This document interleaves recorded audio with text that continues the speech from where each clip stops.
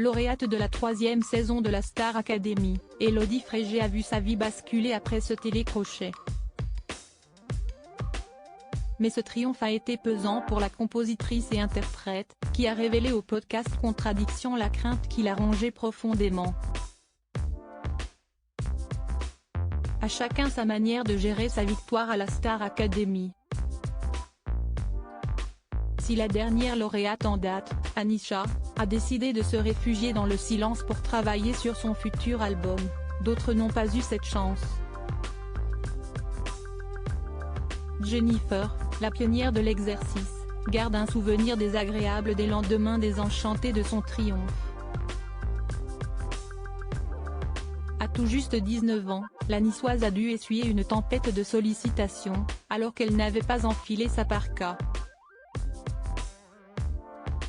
On m'avait mis beaucoup de promotion.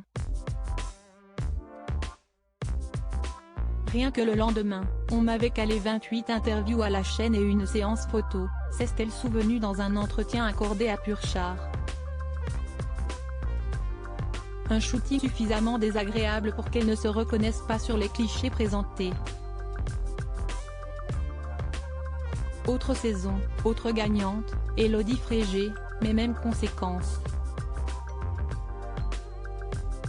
Elle aussi est passée par de nombreux moments de solitude suite à ses aventures à Damaris-Lélis.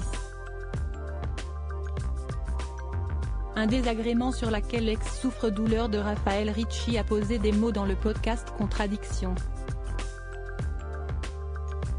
J'ai vécu ce truc d'être au bord, à l'agonie, de me dire, j'ai 22 ans, je suis toute seule chez moi, personne n'est libre, je vais crever, je ne peux même pas appeler ma mère parce que j'ai trop de pudeur, a-t-elle indiqué, ne cachant pas avoir abusé de la vodka pour éviter d'être dans cette réalité.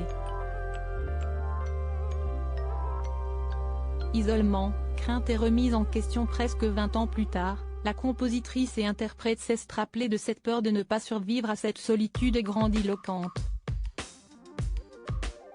Elle, qui a mis en garde les nouveaux candidats sur leur réelle motivation, a avoué la crainte qui la rongeait profondément pendant de nombreux mois. Cela m'a mise dans un trouble qui a fait que je me suis retrouvée dans ces situations où j'appelle les pompiers sinon je vais mourir.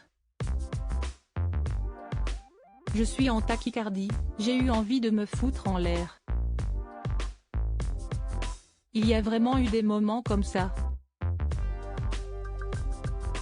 Longtemps sur un fil, Élodie Frégé a finalement combattu ses démons.